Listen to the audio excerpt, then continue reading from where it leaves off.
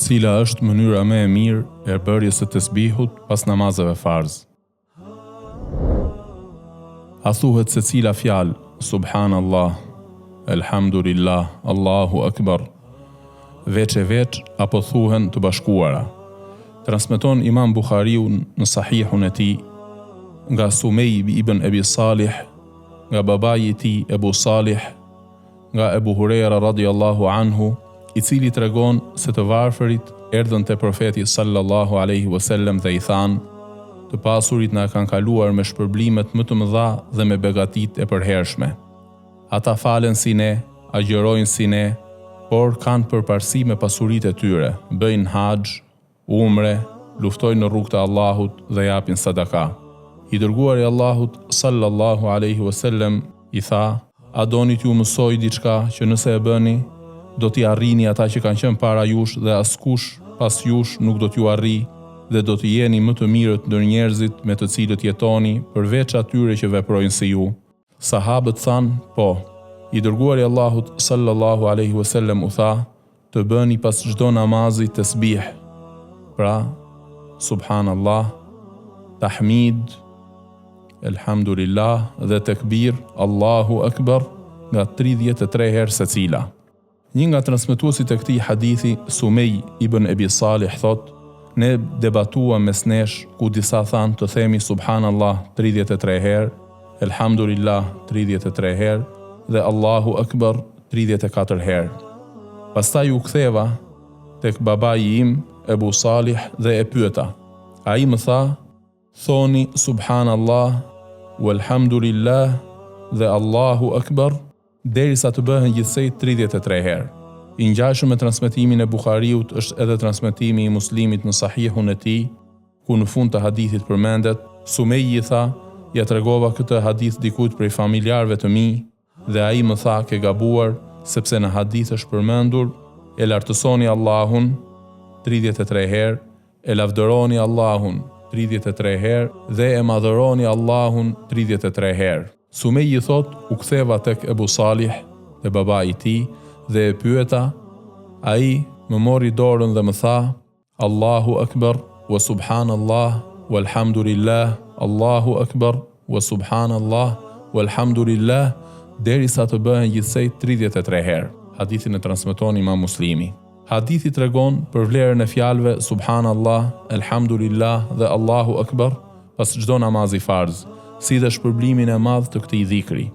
Në një hadith tjetër që transmetohet po nga Ebu Hurera radhiyallahu anhu, tregon se profeti sallallahu alaihi wasallam ka thënë: kush e lartëson Allahun, pra thot subhanallah pas çdo namazi 33 herë, e lavdëron Allahun, pra thot elhamdulillah 33 herë, dhe e madhëron Allahun, pra thot Allahu akbar 33 herë, këto janë gjithsej 99.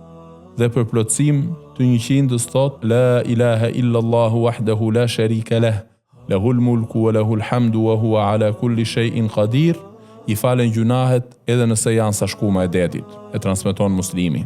Dietarët islam kanë diskutuar a është më e mira të thuhen secila veç e veç apo të treja bashk. A thuhet subhanallah 33 herë, elhamdulillah 33 herë dhe Allahu akbar 33 herë, pra secila veç, apo thuhen subhanallah walhamdulillah wallahu akbar 33 herë si një fjali e vetme.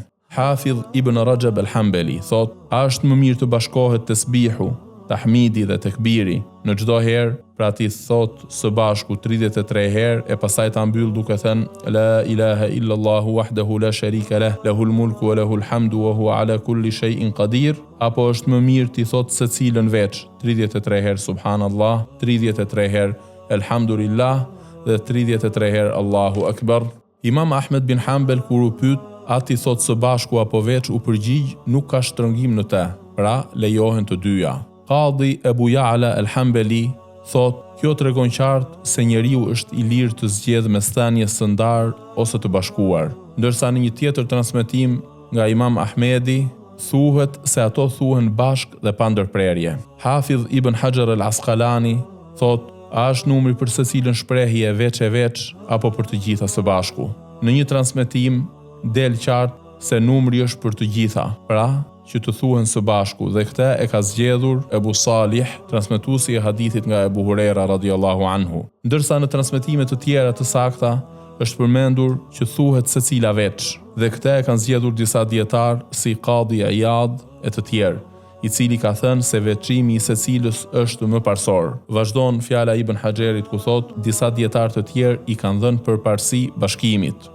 Dhe ajo që duket është se të dyja mënyrat janë të vlefshme. Megjithatë, thënia e secilës veç dallohet me një veçanti, duke qenë se ai që e bën dhikrin ka nevojë t'i numërojë dhe për çdo lëvizje që bën merr shpërblim, ndërkohë që ai që i thot të bashkuara e merr vetëm 1/3 e këtij shpërblimi.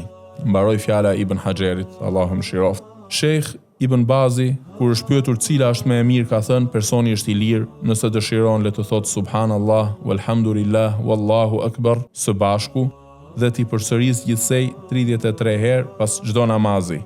E nëse dëshiron le t'i thoj veç e veç subhanallah 33 herë, alhamdulillah 33 herë dhe Allahu akbar 33 herë. Të gjitha këto janë të lejuara.